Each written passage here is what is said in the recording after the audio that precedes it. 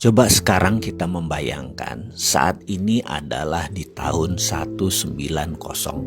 Apa yang kita bayangkan? Kita melihat apa itu peta dunia, geografi dunia di tahun 1900. Apa yang Anda lihat? Asia masih di tempat Asia, Afrika masih di tempat Afrika, Amerika masih di tempat Amerika. Tapi ingat, di tahun 1900 ada 100 negara belum lahir. Indonesia belum lahir, India belum ada, Cina bahkan belum ada. Lalu apa bentuk peta dunia di tahun 1900? Kita semua tahu bahwa peta tahun 1900 berbeda petanya dengan saat ini. Karena peta dulu adalah berbasis kolonialisasi. Jadi wilayah Asia di sini misalnya wilayah jajahan Belanda, kolonialisasi Inggris di India, di Afrika, Belgia, Portugis, Inggris, Perancis dan lain sebagainya. Jadi peta dunia ditentukan oleh peta kolonialisasi. Lalu terjadilah suasana yang di setiap saat di tahun 1900, setiap saat negara Eropa itu yang melakukan kolonialisasi di mana-mana, hampir perang di semua wilayahnya. Belgia hampir perang sama Inggris di wilayah tertentu, Portugis hampir perang sama Perancis di wilayah tertentu,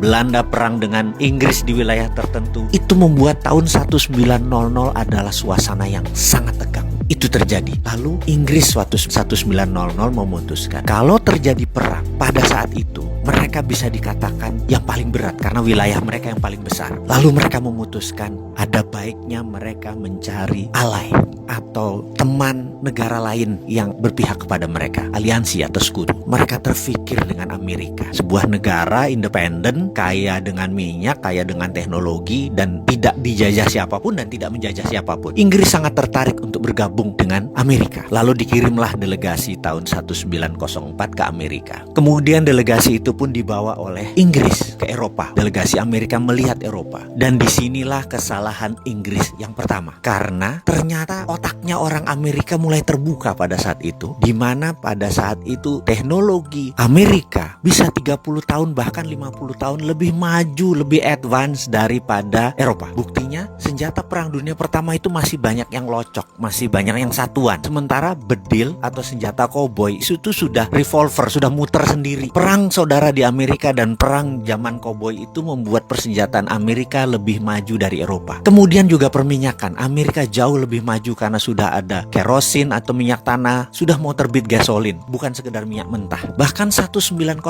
1 jam Amerika bisa menerbangkan pesawat dalam New York Festival 1906. Eropa masih belum tahu apa itu dengan pesawat terbang. Apa yang terjadi oleh Amerika? Ternyata sejak saat itu Amerika punya grand plan, ingin menguasai dunia. Caranya dengan membuat Eropa hancur. Ini menarik karena itu perang dunia pertama terjadi, Amerika memang bantunya kecil, memang ingin hancur. Kemudian puncaknya sewaktu 1933 begitu Hitler Nazinya sudah mulai menguasai Jerman dan sebagian Polandia, dia sudah mulai menyerang. Amerika diajak masuk itu oleh Inggris untuk membantu Eropa adalah di 1939. Amerika nggak maju-maju banget, setengah-setengah hati aja. Kenapa? Karena memang Amerika ingin Eropa hancur. Lalu full Amerika mau masuk adalah ketika mereka melakukan strategi yang luar biasa, di mana di tahun 1944 mereka mengadakan meeting di kota kecil di utara Boston yang namanya Bretton Woods. Di kota inilah mereka mengontrol orang-orang negara-negara perang tadi, diundang dan dikatakan kita tidak inginkan ada perang dunia ketiga. Jawaban mereka kompak, tidak mau. Karena itu harus ada 3 hal yang harus mereka lakukan dan mereka setuju. Nomor 1, dunia harus mempunyai currency. Currency dunia itu haruslah dolar.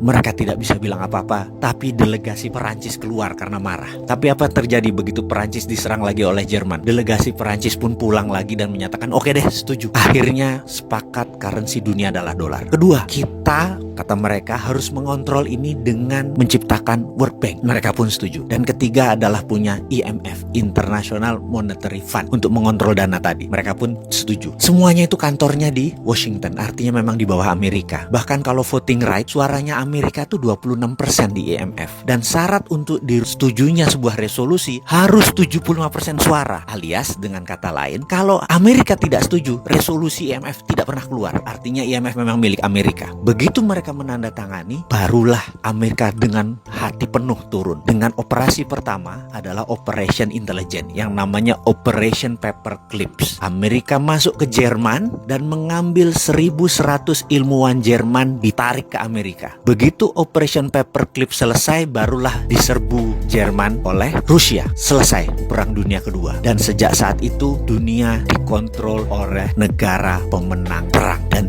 hingga saat ini dunia dikontrol oleh negara pemenang perang. Jadi kita semua ikut aturan mereka. Tapi ada yang baru. 5 tahun terakhir sejak tahun 2013 ada penantang baru yang namanya Cina yang menantang hegemoni pemenang perang dunia kedua tersebut. Itu sudah terjadi. Sekarang Indonesia bagaimana mainnya? Indonesia itu mau ikut siapa sih ke depannya? Kalau saran saya tetap garis lurus.